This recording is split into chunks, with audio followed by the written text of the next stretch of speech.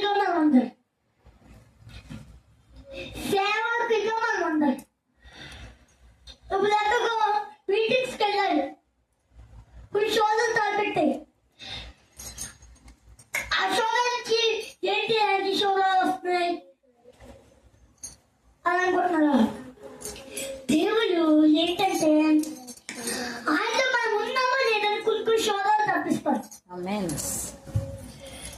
అది మనం ఎన్నుకొని ముందుకి వెళ్ళామనుకో, ముందుకి సాగామనుకో, దేవుడు ఖచ్చితంగా సహాయం చేస్తారు, భావిస్తారు. అందరికి భయం ఉందా?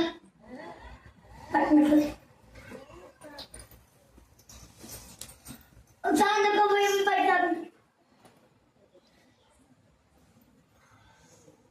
వచ్చిన బాధ్యత నిన్ను కోరి ఎవరు లేరు నా యేసయ్యా, నీలాంటి దేవుడు లేరు నా యేసయ్యా, నీలాంటి దేవుడు లేరు. చెప్పండి, నాతో పాటు బాగా చెప్పండి. నేను చెప్పండి, నేను అందుకంటే చెప్పండి, విశ్వాసం పడుకుంటా. చెప్పండి, నేను నా ఇల్లు నా ఇంటి వారందరూ బాగా స్తుతించేదను. ఎన్ని అవమానాలు వచ్చినా, ఎన్ని కష్టాలు వచ్చినా నా దేవుడు నన్ను విడిపించేదను. ఎన్ని అవమానం వచ్చినా, ఎన్ని కష్టాలు వచ్చినా నా దేవుడు నన్ను విడిపించేదను. చాలా మంది మీకు చెప్పనా, ఒక వ్యక్తి ఎలా వేసుకుంటారు, బైక్ మీద ఆడుతున్నారు. దేవుడు సన్నిధికి వెళ్తూ ఉంటే మనలాగా ఆయన కూడా ఒక సేవకులే, మనలాగా ఇలాగే సంగుంటారు, మనలాగా ఇలాగే పరిచయం ఉంటుంది. ఇలాగే పరిచయం ఉన్నప్పుడు తన పైకి మీద వచ్చిందిగా పార్ట్ టైం అవుతున్నారు అవుతున్నారు. వెంటనే ఏమిటంటే రహస్యంగా సాతాను కొన్ని అవమానాలు పెడతాయి.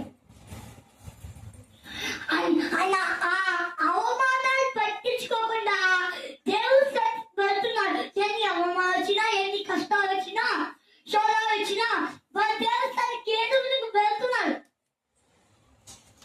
కానీ దేవుడు అతన్ని పోగొట్టాడు. అందుకనే మనము రోజు ఏం చేయాలంటే, నేను నా ఇల్లు వాళ్ళ ఎందుకని చెప్తున్నా అంటే, మీరు మనసు పొందుకోవాలని మీ పాత్రలో పని చేసి స్తోత్రం శతమందికి అయ్యా, నేను నా ఇంటి వాళ్ళని మానవ స్తుతించేదను. ఎన్ని అవమానాలు వచ్చినా, ఎన్ని ఇబ్బందులు వచ్చినా, ఎన్ని శోధాలు వచ్చినా నా దేవుడు వినిపించేదను అని కన్నీటి ప్రార్థన చేశానుకో, దేవుడు మనం వినిపిస్తాను.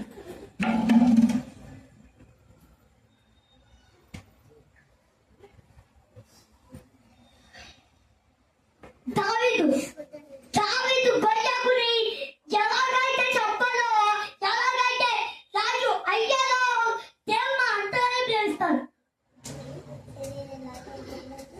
ఆయన శిలువలో చనిపోయాడు, మళ్ళీ ఆయన చెప్పినట్టుగా మూడో దినాన లేస్తాడు. ఎవరైనా మైకి ఎవరైనా ముడుగు చూస్తే ఏమవుతుంది? హాస్పిటల్.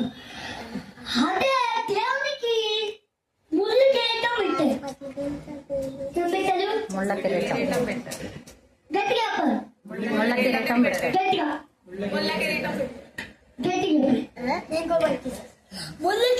పెట్టారు. ఆ ముళ్ళు కిరీటం పెట్టిన దేవుడు మన కోసం ప్రాణం ఇచ్చి మన పాపాన్ని క్షమించడానికి దేవుని దగ్గర చాలా భరిస్తూ ఉండేవారు. కానీ దేవుడికి దగ్గర చెప్పు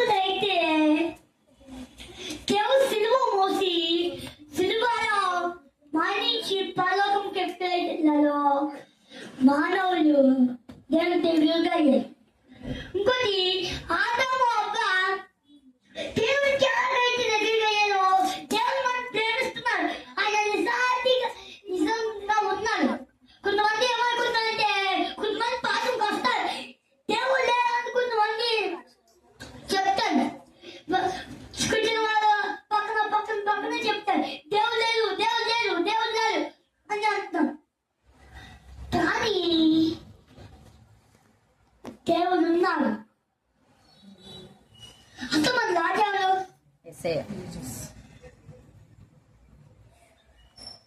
ఇప్పుడు మనము ఇలాగే ఉన్నామనుకో, దేవుళ్ళు మనల్ని నడిపిస్తాడు. మీరు పెద్ద చర్చ చేసామనుకో, నాకే నా వల్లే తప్పుచ్చింది.